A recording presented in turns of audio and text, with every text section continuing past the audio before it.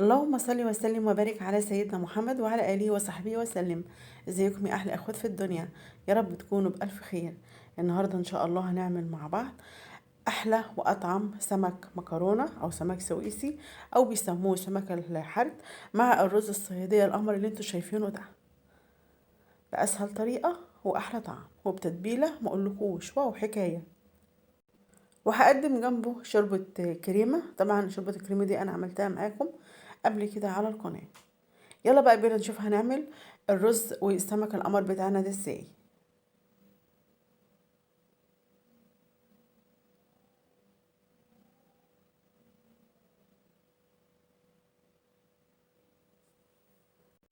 هنعمل تتبيلة السمك. انا كده معايا مطحنة الخلاط، هحط بقى فيها كده ايه حوالي كده راس توم، ومعايا كده ايه فلفل احمر حوالي قرنين او 3 قرون، وهنزل كده ايه بمعلقة من الملح.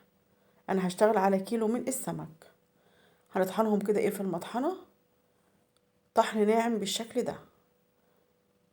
هضيف بقى ايه التوابل، هضيف كده معلقة كبيرة من الكمون ومعلقة صغيرة من الشمر. بصراحة الشمر ده هيدي للسمك بتاعنا طعم وريحة مقولكوش واو حكاية.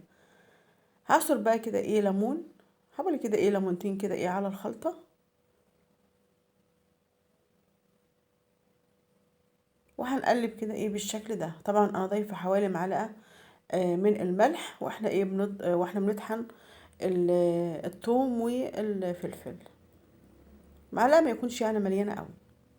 كده خلاص جهزت معانا. هشيل بقى منها حوالي كده معلقة علشان هنضيفها على الرز. معايا كده ايه صينية كده او اي وعاء يعني. هنزل بقى ايه فيها بالتتبيله بالشكل ده، ومعايا كده ايه سمك مكرونه او سمك سويسي او سمك حرد زي ما بيسموه. طبعا انا منضفاه وغسلاه بالميه، بس طبعا التتبيله المظبوطه دي اللي هتخلي معاكي السمك مفيش فيه ريحه زفاره خالص. همسك بقى كده ايه السمكيه كده ايه من الظهر كده واضغط عليها وهفتحها، تبقى مفتوحه معانا مفروده معانا بالشكل ده. هضغط عليها كده ايه من الظهر وتبقى معانا بالشكل ده. وهتبلها بقى ايه من جميع الجهات كده. هعمله بقى ايه كله بالشكل ده. التتبيله ريحتها في منتهى الجمال. هعصر بقى كده ايه ليمون، حوالي كده ليمونتين، وهحط كده ايه القشر كده ايه على السمك كده ايه عشان برضو ايه يضيع ريحه الزفاره اللي فيه. هتاخده بقى التلاجة يقعد كده ايه في التتبيله مش اقل من ساعتين، ويا ريت لو هتتبليه من بالليل لتاني يوم يكون احسن. كل ما يقعد في التتبيله كل ما يديكي طعم وريحه احلى. هنعمل الرز الصيادية هنقدمه جنب السمك. انا معايا كده حوالي كده بصلتين، وهضيف كده عليهم حبة زيت ورشة كده من الملح عشان ايه البشر يبقى كده كله لونه موحد. طبعا احنا نقعد نحمر فيه لحد ما يبقى معانا لونه بني بالشكل ده. هضيف كده ايه معلقة من السكر، وهنكرمله كده ايه هنكرمل السكر مع البصل. طبعا هتغمقي البصل شوية، بس اهم حاجة ما تحرقهوش عشان بس يدينا اللي هو اللون البني زي رز المطاعم بالظبط. هنزل كده بقى ايه بالميه، وبعد كده ايه طبعا ايه دي معلقه التوابل اللي احنا شلناها من تتبيله السمك، وهضيفها بقى كده ايه وهسيبها على النار كده لحد ايه ما تغلي. وبعد كده ايه هنزل بقى ايه بالرز.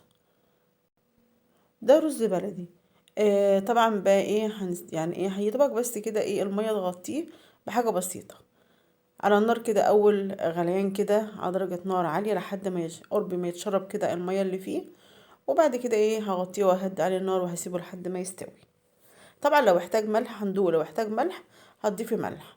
هنبدأ بقى ايه نقلي كده ايه السمك. انا كده معايا دقيق، وهبدأ بقى كده ايه اغلف السمك كده بالدقيق من جميع الجهات بالشكل ده. وبعد كده ايه هنفضه ايه لما نيجي نقليه. معايا كده ايه زيت في قلب طاسة كده على النار. هضيف كده بصلاية صغيرة كده ايه في قلب الزيت علشان ايه يضيع اي زفارة في السمك. طبعا في الاول كده يكون الزيت معانا سخن قوي، هنزل كده بالسمك ويكون الزيت سخن، وبعد كده ايه مخليين النار وسط. بس اهم حاجة في الاول كده يكون الزيت سخن قوي اول ما ينزل بايه بالسمك. هنحمره كده ايه على الناحيتين لحد ما يدينا كده اللون الذهبي بالشكل ده. وهقلي بقى ايه باقي السمك. طبعا انا مش هقلي السمك كله، انا هقلي جزء والجزء التاني هسيبه كده ايه لتاني يوم، لان احنا بنحب السمك يكون مقلي يوم بيوم يعني. كده خلاص الرز استوى معانا مفلفل ولونه تحفة، وما اقولكوش الريحة في منتهى الجمال والطعم. هنبدأ بقى ايه كده نقدمه في طبق التقديم في منتهى الجمال. وهنزل بقى كده إيه على الرز كده ايه بالسمك.